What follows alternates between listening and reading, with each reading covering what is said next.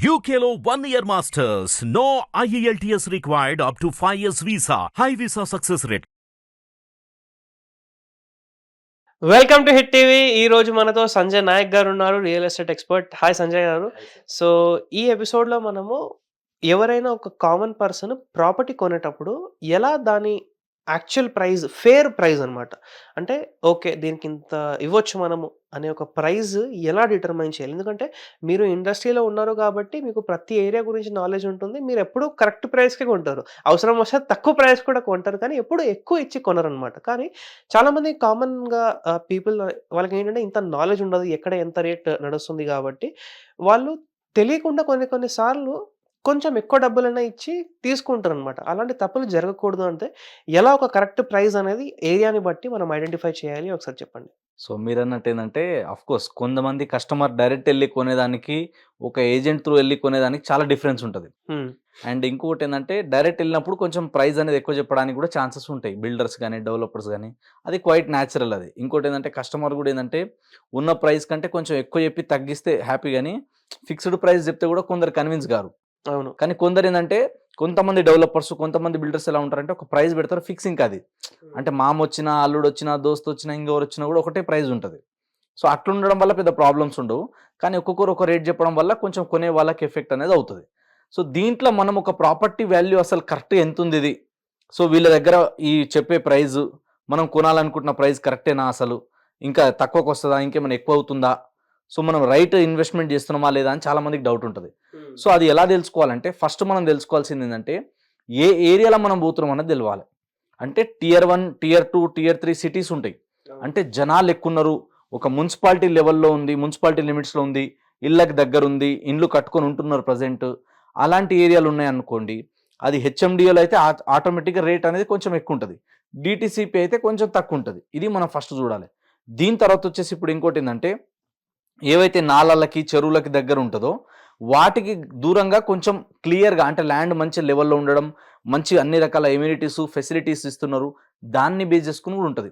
అంటే ఇప్పుడు చిన్న లేఅవుట్ ఉంది, ఫర్ ఎగ్జాంపుల్ ఒక 10 ఎకరాలు 20 ఎకరాలు ఉందనుకోండి, దాంట్లో పెద్దగా ఎమ్యూనిటీస్ ఏమి ఇవ్వలేరు ఆయన. అంటే రోడ్లు, ఎలక్ట్రిసిటీ, డ్రైనేజ్, మెయింటెనెన్స్ ఇవి కామన్గా కొన్ని ఇస్తారు. అదే కనుక ఒక 50 ఎకరాలు 100 ఎకరాల ప్రాజెక్ట్స్ ఉన్నాయనుకోండి, కొన్ని ఒక 40 ఎకరాలు ఉన్నాయనుకోండి, సో దాంట్లో వాళ్ళు కొన్ని క్లబ్ మెంబర్షిప్ బెనిఫిట్స్ ఇస్తారు. అంటే స్విమ్మింగ్ పూల్ కావచ్చు, కమ్యూనిటీ హాల్ కావచ్చు, ఫంక్షన్ హాల్ కావచ్చు, తర్వాత వచ్చేసి ఇంకేదైనా మనకి బాస్కెట్బాల్ కోర్ట్ కావచ్చు, క్రికెట్ కోర్ట్ కావచ్చు, ఇట్లాంటివి కొన్ని ఎమ్యూనిటీస్, కొన్ని ఫెసిలిటీస్ ఇస్తారనమాట.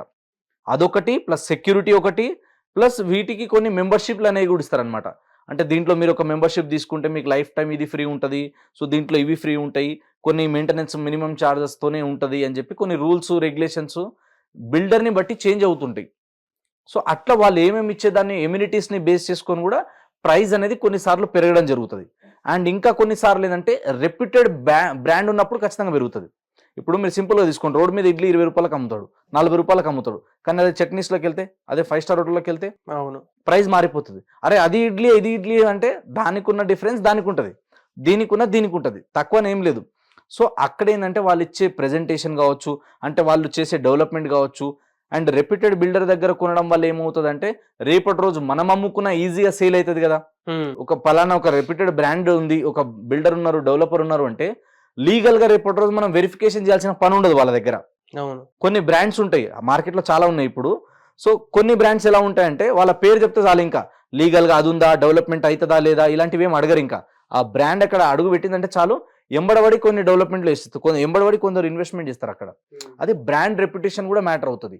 లొకేషన్ ఎట్లా మ్యాటర్ అవుతుంది అంటే, నేను గతంలో చాలాసార్లు చెప్పినా, మళ్ళీ ఒక ఇంపార్టెంట్ పాయింట్ ఏం చెప్తా అంటే, ఎక్కడ బాగా రేట్లు పెరుగుతాయి, ఎక్కడ ఫస్ట్ ప్రియారిటీ అలా మనం ఇన్వెస్ట్మెంట్ కంటే ఎయిర్పోర్ట్. ఓకే. ఎయిర్పోర్ట్కి చుట్టుపక్కల, అంటే ఎయిర్పోర్ట్ దగ్గర అంటే మళ్ళీ ఇక్కడ కొన్ని కండిషన్స్ ఉంటాయి. ఒకటి మనకి బయో కన్జర్వేషన్ జోన్స్ కానీ, తర్వాత వచ్చేసి మనకి పెరిఫెరల్ జోన్స్ కానీ, వీటికి కొంచెం డిస్టెన్స్ ఉండాలి. ఇండస్ట్రియల్ ఏరియాస్ ఉంటాయి, వీటికి దూరం ఉండాలి. అంటే ఎయిర్పోర్ట్కి రెసిడెన్షియల్ ఏరియాస్ నియర్ బై ఎక్కడున్నాయి, ఎక్కడైతే ఎన్ని ఫ్లోర్లైనా కట్టుకోవచ్చు, ఎలాంటి ఇబ్బందులు లేదని ఉంటుందో అలాంటి ఏరియాస్ ఫస్ట్ ప్రిఫరెన్స్ ఇవ్వాలి. ఇది మీరు బండ గుర్తుపెట్టుకోండి, కావాలంటే చెక్ చేసుకోండి. మీరు వరల్డ్ వైడ్గా ఏ ఏరియా అయినా తీసుకోండి, ఏ కంట్రీ అయినా తీసుకోండి, మీరు ఎక్కడ బాగా డెవలప్మెంట్ అయిందంటే ఎయిర్పోర్ట్కి సరౌండింగ్ అయి ఉంటుంది. లేదా ఎయిర్పోర్ట్ ఒక 20-30 కిలోమీటర్ రేడియస్ వరకు, ఇదంతా దీనికి ఏదైనా ఫ్యూచర్ డెవలప్మెంట్ కోసం ఏదైనా సిటీగా ఒక పెద్ద టౌన్గా ప్లాన్ చేయాలన్నప్పుడు ఆ ఏరియా కాకుండా కొంచెం ముందుకు వెళ్ళిన తర్వాత కూడా డెవలప్మెంట్స్ ఉంటాయి. అంటే ఎయిర్పోర్ట్కి నియర్ బై ఎక్కడైతే పెద్ద కాలనీస్ కానీ కమ్యూనిటీస్ కానీ ఎక్కడైతే పెద్దగా డెవలప్మెంట్ అవ్వడానికి స్కోప్ ఉంటుందో అలాంటి prime locations first priority. And second వచ్చేసి ఏంటంటే రోడ్ కనెక్టివిటీ అనేది చాలా ఇంపార్టెంట్. సో రోడ్ ఫెసిలిటీ ఎంత ఎక్కువ ఉంటే అంత మంచిది. మినిమం మనం కొనే ఏరియాకి 40 ఫీట్ల రోడ్డు ప్రజెంట్ ఉండాలి, లేదా 30 ఫీట్ల రోడ్డు మినిమం ఉండాలి. ఇక్కడ నుంచి అది ఫ్యూచర్ ప్రపోజల్ 60 ఫీట్లు అయితే మినిమం బేసిక్. ఇది 60 ఫీట్ ఈజ్ బేసిక్. 60 ఫీట్ల నుంచి 100 ఫీట్ల రోడ్డు మినిమం ఉండాలి. సో వీటిని బేస్ చేసుకొని మనం ఇన్వెస్ట్మెంట్ చేయాలి. అంటే ఎప్పుడైతే 60 ఫీట్లు 100 ఫీట్ల రోడ్డు ఉన్నాయంటే ఏంది, ఫ్యూచర్లో ఇది పెరగడానికి ఛాన్సెస్ ఉన్నాయని అర్థం. ఇంకొకటి ఏంటంటే రైల్వే ట్రాక్స్ ఉంటాయి కొన్ని. రైల్వే ట్రాక్ కిందికి వెళ్ళడము ఇది ఒకటి చూసుకోవాలి. పెద్ద పెద్ద హై టెన్షన్ వైర్స్ ఉంటాయి, వీటిని చూసుకోవాలి. దీని తర్వాత ఇందాక చెప్పినట్టు చెరువులు కానీ ఏమైనా కుంటలు కానీ ఏదైనా లోతట్టు ప్రాంతాలు అంటే వరద లాంటిది ఏమైనా వస్తాయి, నీళ్లు యొక్క ఫ్లోట్ వస్తాయి, ఇంట్లోకి వస్తాయా లేదా, ఇలాంటివి చూసుకోవాలి. అంటే వీటిని బేస్ చేసుకుని కూడా ప్రైస్ అనేది మారుతూ ఉంటుంది. ఓకే. సో దీని తర్వాత వచ్చేసి ఏంటంటే అప్రూవల్ని బట్టి కూడా మారుతుంది ఆటోమేటిక్గా. ఇప్పుడు ఒక ఏరియాలో హెచ్ఎండిఏ లిమిట్స్ ఉందనుకోండి, హెచ్ఎండిఏలో 20,000 ఉంటుంది. అది కొంచెం దాటగానే కిలోమీటర్ లేదా దాని పక్కన వెంచరో డిటిసిపి ఉందనుకో అది 18,000 ఉంటుంది. అరే దీనికి 2,000 కంపారిజన్ ఉంది కదా అంటే అది హెచ్ఎండిఏ కిందికి వస్తుంది కాబట్టి దాని డెవలప్మెంట్ దాని డిమాండ్ వేరే ఉంటుంది. అదే మనం నెక్స్ట్ చూసుకుంటే జీపీ ఉంది ఫర్ ఎగ్జాంపుల్, ఈడ 20,000 ఉంది హెచ్ఎండిఏలో, డిటిసిపిలో 18,000 ఉంది. మీరు జీపీలో పోతే మీకు 9,000కే దొరుకుతుంది. ఎందుకు అంటే జీపీ అంటే దాంట్లో ఏముండదు, గ్రామ పంచాయతీ లేవుంటుంది. ఏంటంటే 4 రాళ్ళు పాతేసి ఉంటాయి అంతే. ఎలక్ట్రిసిటీ ఉండదు, డ్రైనేజ్ ఉండదు, డెవలప్మెంట్స్ ఏముండదు, వరదలు ఏమో అంటే ఇంకెవరైనా వచ్చి కబ్జాలు చేయడానికి కానీ ఎక్కువ ఛాన్సెస్ దేనికి ఉంటాయంటే జీపీ దానికి ఎక్కువ ఉంటాయి. అంటే జనరల్గా వాళ్ళు ఏంటంటే పెద్దగా ఏముండదు కాబట్టి. అందుకనే అప్రూవల్ చేంజ్ అయ్యే కొద్దీ ఆటోమేటిక్గా ప్రైస్ చేంజ్ అవుతుంది. ఇంకోటి లొకేషన్ని బట్టి టౌన్కి దగ్గర ఉంటే రేట్ ఎక్కువ ఉంటుంది, మున్సిపాలిటీ లిమిట్లో ఉంటే రేట్ ఎక్కువ ఉంటుంది. ఆ మున్సిపాలిటీ లిమిట్ దాటి కొంచెం బయటికి వెళ్తే రేట్ తక్కువ ఉంటుంది. ఎక్కడ మీరు ప్రాపర్టీస్లో ఇన్వెస్ట్మెంట్ చేసినా ఒక చిన్న సజెషన్ ఏంటంటే, అంటే మీరు డబ్బులు సేవ్ చేసుకోవాలి, మీరు సెక్యూర్ ఉండాలి, మీరు సేఫ్ ఉండాలి, మీరు పెట్టిన పెట్టుబడి రిటర్న్ రావాలంటే ఇది ఫాలో అవ్వండి, లేకపోతే మీ ఇష్టం. సో నేనేం చెప్తా అంటే హైవే నుంచి 5 కిలోమీటర్ రేడియస్ ఫస్ట్ ప్రిఫరెన్స్ ఇవ్వండి. ఓకే. 5 kilometre distance. ఇంకోటి మనం కొంచెం ఎక్కువ బడ్జెట్ పెట్టగలుగుతాము, ప్రీమియం అఫోర్డ్ చేయగలుగుతాం అన్నప్పుడు హెచ్ఎండిఏ కానీ డిటిసిపి అయినా పర్లే. రోడ్కి, కాలనీస్కి, టౌన్స్కి, జంక్షన్లకి. అంటే చాలామంది ఏమనుకుంటారు అంటే హైవేకు ఉన్నంత మాత్రాన రేట్లు పెరిగిపోతాయి అనుకుంటారు. రాంగ్. అది హైవేకు ఉన్నంత మాత్రాన రేట్లు పెరగవు. జంక్షన్స్ ఉండాలి. అంటే అక్కడ యూటర్న్ చేయడానికి కానీ ఏదైనా కమర్షియల్ స్పేస్ కానీ ఏదైనా కమర్షియల్ యాక్టివిటీస్ చేయడానికి డెవలప్ చేయడానికి స్కోప్ ఉందా లేదా అన్నది చూసుకోవాలి. రేడియల్ రోడ్స్ ఉన్నాయా లేదా మంచిగా అన్నది చూసుకోవాలి. హైవే నుంచి 5 కిలోమీటర్లు వెళ్తున్నారంటే ఏదో మట్టి రోడ్లో పోవద్దు. అక్కడ మినిమం 30 ఫీట్ల రోడ్ ఉందా, కనీసం 20 ఫీట్ల రోడ్ ఉంది, ఫ్యూచర్ ఎక్స్పాన్షన్ 40 నుంచి 60 ఉందా లేదా, ఇది చూసుకోవాలి. ఇది చూసుకున్న తర్వాత వెంచర్లో మనకు అప్రూవల్స్ ఏమున్నాయి, డెవలప్మెంట్స్ అన్నీ క్లియర్ ఉన్నాయా లేదా, ఇక్కడ ఇన్వెస్ట్మెంట్ చేస్తే ఇక్కడ నుంచి మనకి టౌన్కి కానీ ఇండస్ట్రీస్ కానీ కంపెనీస్కి కానీ రైల్వే స్టేషన్కి కానీ బస్ స్టాండ్కి కానీ అన్ని ఫెసిలిటీస్కి ఎంత దూరంలో ఉన్నాం, ఎంప్లాయ్మెంట్ ఆపర్చునిటీ ఎంత డిస్టెన్స్లో ఉంది, ప్రపోజ్డ్ ఏమన్నా రింగ్ రోడ్ లాంటిది ఏదైనా ప్రపోజల్స్ ఉన్నాయా లేదా, ఇంకేమైనా డెవలప్మెంట్కి స్కోప్ ఉందా లేదా, గవర్నమెంట్ నుంచి ఏమైనా ఎమర్జింగ్ ఇంకా రాబోతున్న ఎమ్యూనిటీస్ కానీ ఇంకేదైనా ఫెసిలిటీస్ ఇక్కడ ప్రొవైడ్ చేయబోతున్నారా, దీన్ని ఇంకా నెక్స్ట్ ఏదైనా మున్సిపాలిటీ లిమిట్లో కలపడం కానీ హెచ్ఎండిఏ లిమిట్స్లో కలపడం కానీ, ఓకే వీటిలో ఏమైనా ప్లానింగ్స్ ఉన్నాయా లేదా, ఇవి చూసుకున్న తర్వాత ఇన్వెస్ట్మెంట్ చేస్తే ఖచ్చితంగా ఫ్యూచర్లో మంచి అప్రిషియేషన్ వస్తుంది. సో ప్రైస్ అనేది వీటిని బేస్ చేసుకొని పెరుగుతుంది. ఏరియాని బట్టి రేట్ ఉంటుంది. ఎక్కడున్నా కూడా ఒక్కొక్కసారి డెవలపర్ పెద్దోళ్ళు మంచోళ్ళు అన్నప్పుడు బ్రాండ్కి తగ్గట్టే ₹1000 ఎక్కువ ఉంటుంది. అది మ్యాటర్ అవుతుంది ఖచ్చితంగా, వర్త్ అది మళ్ళీ. సో పలానా బిల్డర్ దగ్గర మేము ఉన్నామన్నప్పుడు రీసేల్కి వెళ్ళేటప్పుడు మీకు ఇబ్బంది ఉండదు. కొన్నిసార్లు ఏమవుతుంది అంటే చిన్న బిల్డర్ దగ్గర లేదా పేరే లేని దగ్గర లేదా ఏదో తక్కువలో వస్తుందని మనం కొన్నాం అనుకోండి, రీసేల్ టైంలో కొంచెం లీగల్ ఇష్యూస్ వస్తాయి అంటే ఎవరైనా అమ్మాలా కొనాలన్నా కూడా లీగల్ వెరిఫికేషన్ తెలుసుకోవాలి, మళ్ళీ అది క్లియర్ ఉంటుందో లేదో తెలుసుకోవాలి, మళ్ళీ రేపటి రోజు ఏమో ఇబ్బంది అయితే ఇలాంటి భయాలు ఉంటాయి. అదే రెప్యూటెడ్ బిల్డర్ అనుకో, పెద్దవాళ్ళు వాళ్ళు అన్ని క్లియర్ ఉంటేనే కొంటారు, సో వాళ్ళ దగ్గర కొన్నామంటే రిలాక్స్గా ఉండొచ్చు అనే ఒక సాటిస్ఫాక్షన్ ఉంటుంది. కాబట్టి పెద్ద డెవలపర్ అయినా చిన్న డెవలపర్ అయినా అప్రూవల్స్ ఇవన్నీ క్లియర్ చూసుకున్న తర్వాత లీగల్ ఒపీనియన్ తీసుకొని రియల్ ఎస్టేట్లో మాలాంటి ఎక్స్పర్ట్ల సలహాలు తీసుకొని ఇన్వెస్ట్మెంట్ చేస్తే చాలా బాగుంటుంది. ఇంకోటి ఏంటంటే నేను కూడా ఆన్ ద కెమెరా అన్ని విషయాలు చెప్పను, డ్యూ టు కొన్ని ప్రోటోకాల్స్ కొన్ని రూల్స్ ఉంటాయి మాకు కూడా. అందుకే మేము కొన్ని విషయాలు చెప్తాం. ఇంకా ఫుల్ డీటెయిల్స్ కావాలనుకుంటే మమ్మల్ని కలిసిన వాళ్ళకి మేము ఫుల్ డీటెయిల్స్ చెప్తాం.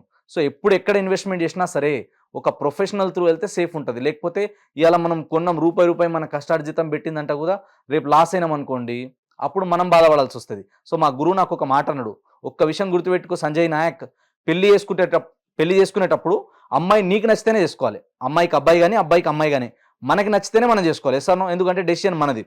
రేపు కష్టం వచ్చినా సుఖం వచ్చినా అనుభవించాల్సింది నేనే, అంటే మనమే కదా. అట్లా ఎవరైతే మ్యారేజ్ చేసుకుంటారో వాళ్ళు అనుభవించాలి. అంటే ప్రాపర్టీ కొనేటప్పుడైనా సరే, అంటే భూమి కొనేటప్పుడైనా, భార్యని చేసుకునేటప్పుడైనా సొంత నిర్ణయం తీసుకోవాలి. పక్క వాళ్ళ మీద డిపెండ్ అవ్వద్దు. ప్రాపర్టీ కొనే ముందు అటు 7 తరాలు చూడాలి, ఇటు 7 తరాలు చూడాలంటారు. అంటే పెళ్లి చేసుకునేటప్పుడు అటు 7 తరాలు చూడాలి, ఇటు 7 తరాలు చూడాలంటారు. ప్రాపర్టీ కొనే ముందు అటు సైడ్ డెవలప్మెంట్స్ 20-30 కిలోమీటర్ రేడియస్లో ఏం డెవలప్మెంట్స్ ఉన్నాయి, లాస్ట్ 10 ఇయర్స్లో ఏం గ్రోత్ వచ్చింది, నెక్స్ట్ 10 ఇయర్స్లో ఏం గ్రోత్ వస్తుంది, అక్కడ సరౌండింగ్లో రియల్ ఎస్టేట్ చేసి రియల్ ఎస్టేట్లో ఎక్స్పర్ట్స్ ఎవరైతే ఉన్నారో, ఆ ఏరియా మీద పూర్తి అవగాహన ఎవరైతే ఉందో వాళ్ళ సజెషన్ మాత్రమే తీసుకోవాలి. వాళ్ళ సజెషన్ కాకుండా ఎవరి సజెషన్ వాళ్ళ సజెషన్ మనం వింటే ఆఖరికి లాస్ అయ్యేది మనమే. కాబట్టి ఇవి జాగ్రత్తలు పాటించాలని మమ్మల్ని ఆరాధించే వాళ్ళు, మమ్మల్ని రెగ్యులర్గా బ్లెస్ చేసేవాళ్ళు, సో ఒక అన్నలాగా ఒక ప్రొఫెషనల్ ఫ్రెండ్ లాగా మాకు చాలామంది బ్లెస్ చేస్తున్నారు. కాబట్టి 10 మందికి పనికొచ్చే పని, 10 మందికి హెల్ప్ చేసే పని చేస్తున్నాం. కాబట్టి 10 మంది చల్లగా ఉండాలని దీవిస్తున్నారు. కాబట్టి ఒక బాధ్యత గల తమ్ముడు లాగా, ఒక ఫ్రెండ్ లాగా చెప్తున్నా.